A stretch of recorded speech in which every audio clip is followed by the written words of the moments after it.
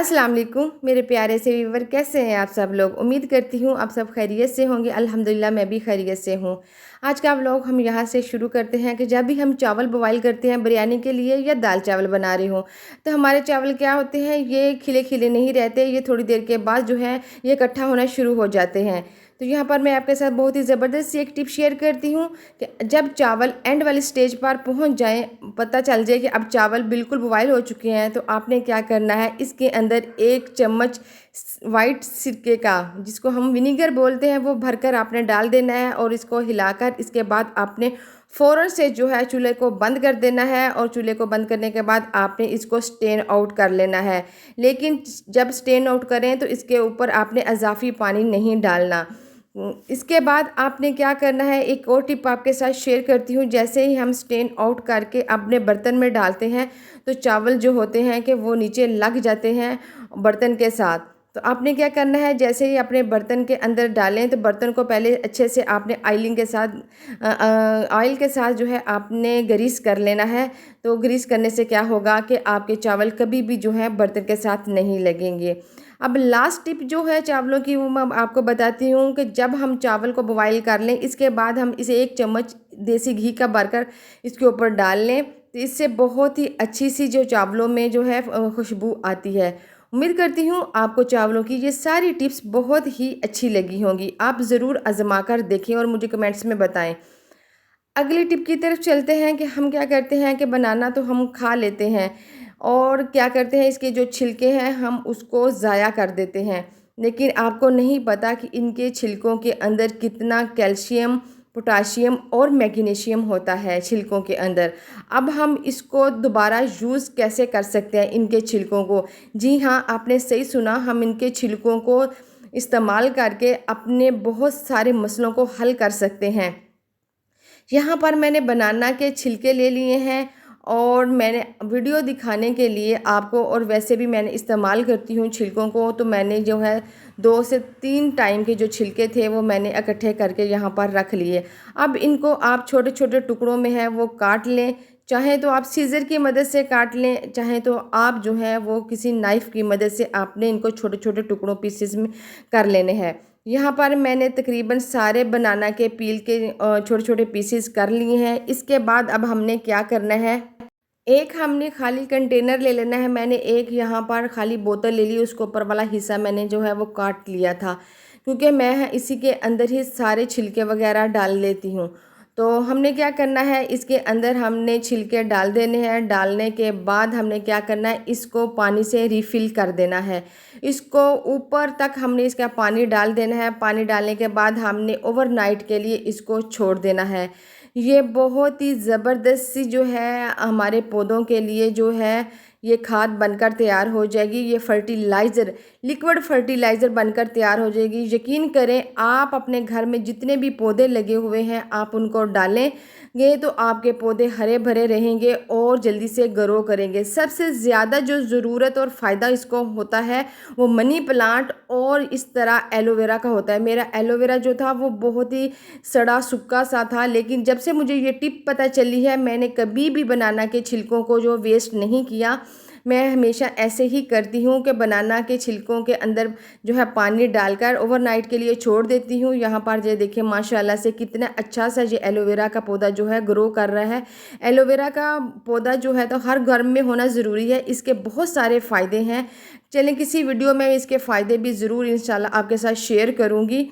तो ये देखिए छोटे छोटे इसके बेबी जो हैं वो भी निकल आए हैं। तो यहाँ पर मैंने जो इनको पानी डाल दिया है, यहाँ पर मैं आपके सामने फ़ौरन से जो है मैंने वीडियो बनाकर आप पानी डाल रही हूँ। लेकिन मैं क्या करूँगी, ये देखें एक और मनी प्लांट का मैंने शाख लगाई थी माशाल्लाह से, ये भी कितना माशाल्लाह जल्दी से ग्रो कर रहा है।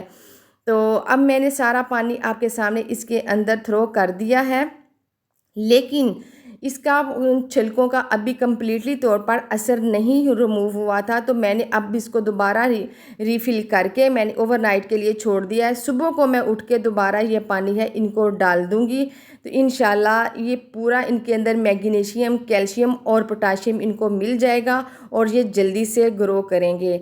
ये टिप आपको कैसी लगी आप मुझे कमेंट्स में ज़रूर बताइएगा। अगली टिप की तरफ चलते हैं। मेरा न्यू ही वेपर था جو میں لے کر آئی، لیکن وہ پتہ نہیں کیسے کریک ہو گیا اور دونوں طرف سے جو ہے وہ ٹوٹ گیا، بری طرح ٹوٹ گیا۔ لیکن میں اس کو پھینکنا نہیں چاہ رہی تھی، میں کہہ رہی تھی کہ اس کو کچھ دن کے لیے میں دوبارہ جو ہے وہ یوز کر لوں اور اس کے بعد میں اس کو پھینکوں۔ اور دوسری طرف ایک اور چیز میں آپ کو دکھاتی ہوں، یہ ہے چھوٹی سی گاڑی میرے بیٹے کی، جو کہ یہ اوپر سے ٹوٹ گئی تھی، لیکن اس کو بھی آج ہم ایک ایسی چیز سے جوڑیں گے کہ آپ دیکھ کر حیران رہ جائیں گی کہ کیا اتنی آسانی سے بھی یہ گھر کی چیزیں جو ہیں ہم جوڑ سکتے ہیں، اور وہ بھی ایک عام سی چیز سے۔ تو چلیں ویڈیو کو شروع کرتے ہیں اس والے ٹپ کو۔ تو ہم نے کیا کرنا ہے، سب سے پہلے ہم نے کسی پرانے برتن کے اندر جو ہے ہم نے فیول لے لینا ہے، کہ آپ نے پیٹرول لے لینا ہے۔ تو پیٹرول لینے کے بعد آپ نے جو سیکنڈ چیز اس کے اندر ڈالنی ہے وہ ہے تھرماکول۔ آپ نے تھرماکول کا ایک بہت ہی بڑا پیسز جتنی آپ کو ضرورت ہو آپ نے وہ اس کے اندر ڈال دینا ہے۔ تو یہ بہت ہی زبردست سی ایک جو ہے گلو تیار ہو جائے گی، جس کو ہم سپر گلو کہیں گے۔ یہ سپر گلو کی طرح کام کرے گی۔ تو یہاں پر ہم نے جتنا بھی تھرماکول ڈالا تھا وہ میلٹ ہو گیا ہے، اور یہ دیکھیں جی کتنی زبردست سی جو ہے یہ گلو تیار ہو گئی ہے۔ اب اس کے ساتھ سب سے پہلے تو ہم جو ہے اپنا جو ویپر اس کو جوڑیں گے، اور یہ دیکھیں جی ہم نے اس کے اندر اس کی جو ہے سٹک کو ایڈجسٹ کر دیا، لیکن یاد رکھیں یہ دونوں طرف سے ٹوٹا ہوا ہے، اور ہم نے اس کو اتنی زبردستی کے ساتھ جوڑنا ہے کہ یہ ہل نہ پائے۔ تو ہم نے کسی لکڑی کی مدد سے ہم نے اس کو اپنے ہاتھوں کو بچانا ہے، ورنہ ہاتھوں کے اوپر لگ گیا تو جب تک آپ فیول نہیں لگائیں گی تب تک آپ کے ہاتھوں کے اوپر سے یہ گلو نہیں اترے گی۔ تو یہ اچھے سے ہم نے اس کے اندر بھی ایڈجسٹ کر دینا ہے، اور اس کو دوسری طرف بھی ایڈجسٹ کرنے کے بعد یہ دیکھیں اب ہم نے دوسری طرف بھی اس کو ایڈجسٹ کر دیا، سائیڈ اس کی چینج کر لی ہے، اور اچھے سے ہم نے اس کو ایڈجسٹ کر لیا ہے۔ ایڈجسٹ کرنے کے بعد ہم نے اس کو 30 منٹ کے لیے جو ہے اس کو ریسٹ دے دینا ہے، اس کو ہلائے بغیر ہم نے اس کو ریسٹ دے دینا ہے، اور اس کے بعد ہم اس کو استعمال کر کے دکھاتے ہیں۔ اب باری آتی ہے کہ ہم اس گاڑی کو کس طرح جوڑتے ہیں۔ تو جہاں پر اس کے ہم نے سٹیپ لگے ہوئے ہیں 4 سٹیپ، اس کے اوپر ہم نے گلو لگا دینی ہے۔ گلو لگانے کے بعد جو ہے ہم نے اس کا اوپر والا جو پارٹ ہے اس کے اوپر رکھ کر اچھے سے ایڈجسٹ کر دینا ہے۔ ہم نے کوئی وزن وغیرہ نہیں دینا ہے، یہ گلو جو ہے خود بخود اس کے ساتھ چپک جائے گی۔ اس کو بھی ہم نے تقریباً 10 سے 15 منٹ کا تو ٹائم ضرور ہی دینا ہے تاکہ یہ اچھے سے جڑ جائے۔ اچھا جی اب فائنل اس کا رزلٹ دیکھتے ہیں۔ 10 سے 15 منٹ ہو گئے ہیں، تو ہم سب سے پہلے آپ کو اس گاڑی کا جو ہے وہ رزلٹ دکھاتے ہیں کہ یہ گاڑی بالکل ٹھیک ہو گئی ہے، اور یہ اب کبھی بھی نہیں اتری۔ ہم اس کی سائیڈ بھی چینج کر کے دکھاتے ہیں کہ یہ گاڑی گر نہیں رہی، بالکل یہ سیٹ ہو گئی ہے، لیکن مزید اس کو ہم 15 منٹ دیں گے تاکہ یہ اچھے سے جو ہے اس کی گلو جو ہے وہ چپک جائے۔ اور اب یہاں پر میں نے کیا کیا، فرش کے اوپر میں نے پانی کو گرا دیا ہے، اور اب آپ کے سامنے جو ہے میں وہ ویپر لگاؤں گی۔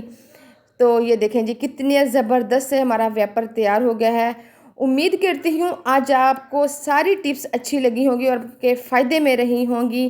تو ویڈیو کو لائک کرنا نہ بھولیے گا، کتنی محنت سے میں نے ویڈیو بنائی ہے، اور ایک کمنٹس بھی پیارا سا اس بہن کے لیے چھوڑ دیجئے گا، اور چینل کو ضرور سبسکرائب کیجئے گا تاکہ میری ہر آنے والی ویڈیو آپ تک پہنچتی رہے اور بآسانی آپ ویڈیو سے بھرپور فائدہ اٹھاتے رہیں۔ اللہ حافظ، اپنا اور دوسروں کا خیال رکھیے گا۔